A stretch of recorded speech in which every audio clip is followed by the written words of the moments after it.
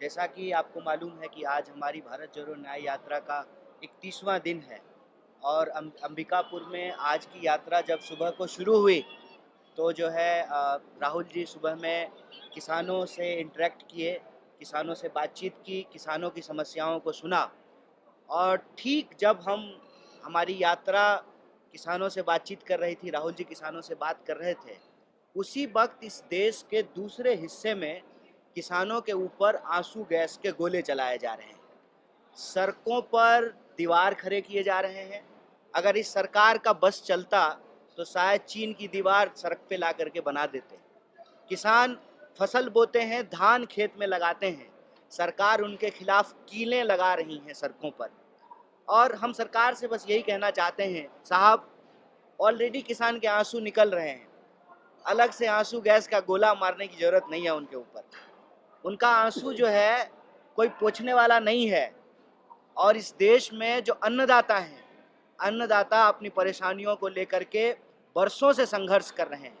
एक सीधा सा सवाल है कि आप एक कानून लेकर के आए, 3 कानून लेकर के आए, लोकसभा से, राज्यसभा से उसको पास कराया और फिर सरकार उस कानून को वापस ली।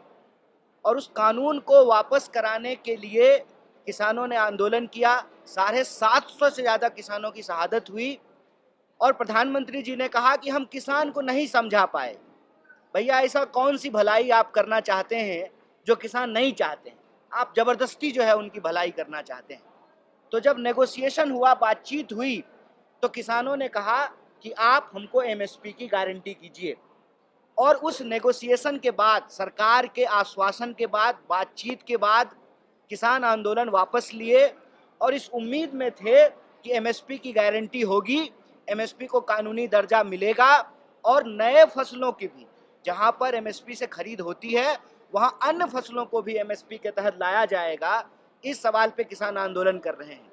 देखिए, मजेदार बात यह है कि सब कुछ बताया जा रहा है, किसान उग्र हैं, किसान आंदोलन के लिए सड़क पे आ रहे हैं, किसान तैयारियां कर रहे हैं, सरकार जो है दीवार खड़ा कर रही है, कील बिछा रही है, आंसू गैस के गोले मार रही है। मुद्दा नहीं बताया जा रहा है कि आखिर किसान अपनी खेती बाड़ी छोड़ करके इस वक्त जब यह सरकार जाने वाली है, ये किसान क्यों आ रहे हैं सड़क पे? क्योंकि उनसे वादा खिलाफी किया गया है, उनको झूठ बोला गया है।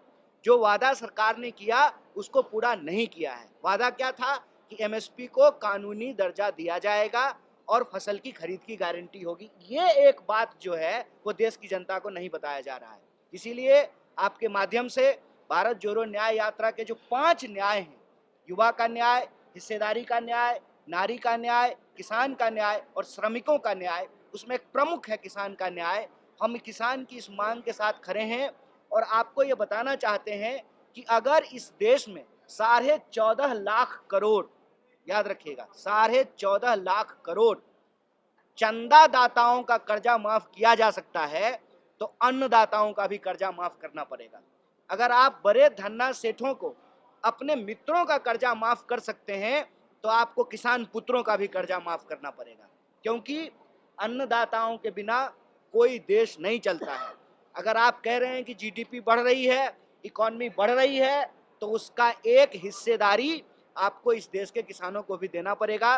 क्योंकि ये सबसे बड़ी विडंबना है कि आज किसान का बच्चा किसान नहीं बनना चाहता है। इसलिए नहीं बनना चाहता है कि किसानों को अपनी ही काम के चलते, अपने ही पैसे के चलते, मजबूरी में, कर्ज के दबाव में, अपनी ही खेत में, अपने ही पेड़ पे जो है लटक करके फांसी देनी पड़ती है। और आपको सुनकर के आश्चर्य होगा कि 1 घंटे में 2 किसान आत्महत्या करते हैं देश के किसी न किसी कोने में। इसीलिए आप सबके माध्यम से भारत जोड़ो न्याय यात्रा किसान न्याय के पक्ष में खड़ी है। और यह सरकार जो दमनात्मक कार्रवाई कर रही है किसानों के साथ, ये अच्छा नहीं है। अगर आप किसानों का आंसू नहीं पोंछ सकते हैं तो उनके ऊपर आप जो है आंसू गैस के गोले छोड़ना बंद कीजिए, क्योंकि अगर वो आपका आंसू निकालने लगे ना, फिर आपका आंसू आपका दोस्त नहीं पोंछ पाएगा।